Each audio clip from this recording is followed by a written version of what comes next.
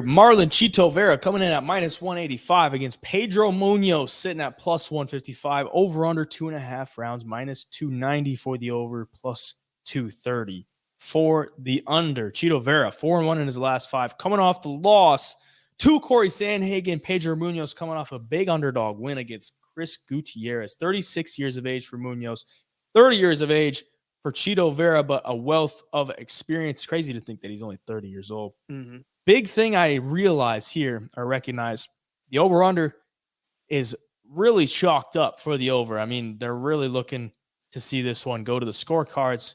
Big reason for that is that neither guy has ever been finished in their entire professional career. Pedro Munhoz, never been finished. Chito Vera, never been finished. So that's why you see that there.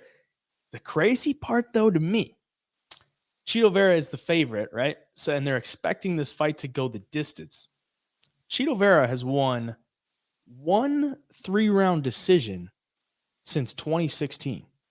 Like he's only won one. He's been to a decision a couple times. He's lost the decisions in a 3-round fight. Otherwise, he's been fighting in 5-rounders.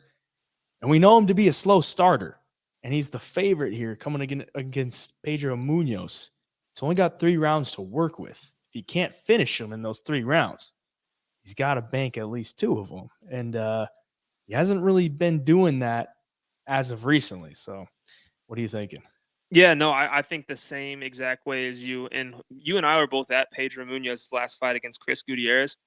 And the thing I noticed with Pedro, and regardless of his 5 losses in his last 7 fights, I mean, he is fighting the best of the best, or I guess 4 losses. I mean, Aljo, Dominic Cruz, Sean O'Malley, which was a no contest, but Jose Aldo. I mean, he fights good guys, but in that first round against Gutierrez, he came after him right away. He was landing big leg kicks, caught him with that left hand that dropped Gutierrez. I mean, Gutierrez went limp until he hit the ground on that shot. It was a good shot, and he stayed really, really active all throughout the first half of that fight. And that's exactly what you got to do against Chito, because Chito's going to download that info, and he's going to look to make adjustments after round 1 and then wait for his shots and hit you with some power.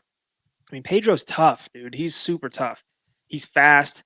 If he gets the leg kicks going, it's hard to make up for time if you're Chito in a fight like that.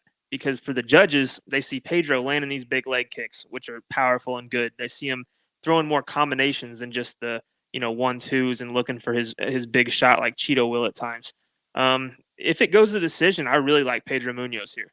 I really do, because like you mentioned, man, I mean, Chito's got to win 2 rounds after he drops that first, if that's how he comes out in this fight. As a big dog, I would take a chance on Pedro, honestly, after seeing what he looked like against Chris Gutierrez, who was on a roll, was knocking out, Frankie Edgar, knocking out guys. Everyone was pretty high on him, and Pedro just outfought him the whole entire fight from start to finish. Took some decent shots in that fight, but every time he got touched, he'd throw 3 or 4 more back. And if you fight like that against Chito and Chito doesn't knock you out, like you're going to land a lot more volume than him. So in that, Pedro never being knocked out looks really good to me here. Because if Chito can't knock him out, I just feel like Pedro is going to take it on the scorecards.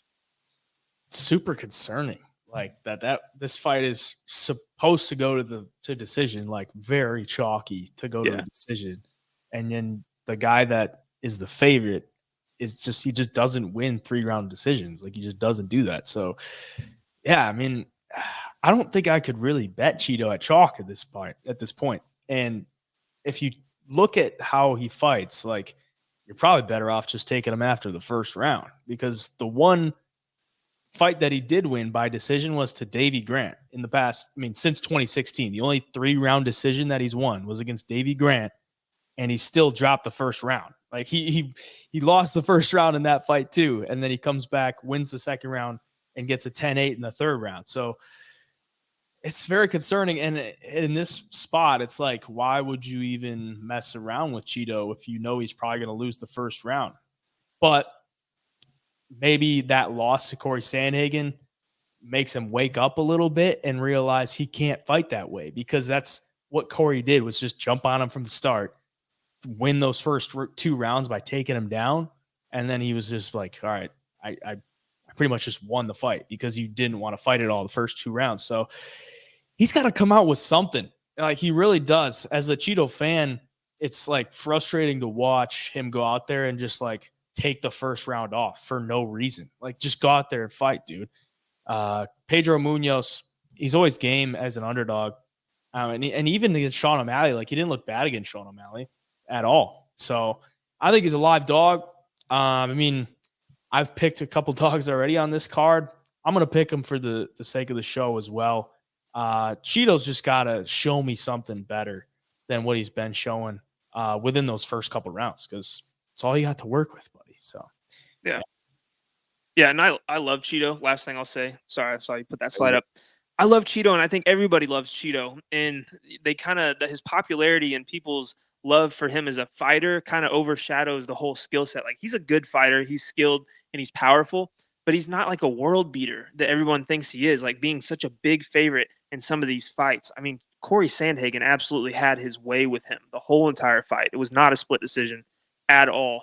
Cheeto was lucky to win one round in that fight. So, I mean, Pedro is going to be up to par with him, I think. So I'm definitely going to take a shot on the dog.